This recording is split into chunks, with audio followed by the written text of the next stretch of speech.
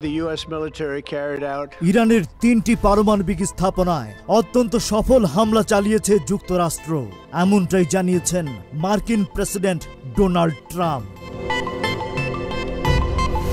তিনি জানিয়েছেন যুক্তরাষ্ট্র ইরানের 3টি পারমাণবিক স্থাপনায় সফল হামলা শেষ করেছে।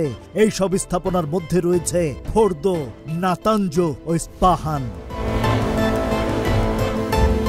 ট্রাম্প নিজের মালিকানাধীন সামাজিক যোগাযোগ মাধ্যম ট্রুথ সোশ্যালে লিখেছেন, আমরা ইরানের 3টি পারমাণবিক স্থাপনা ফোর্দো, নাতানজ ও ইস্পাহানে খুবই সফলভাবে হামলা শেষ করেছি।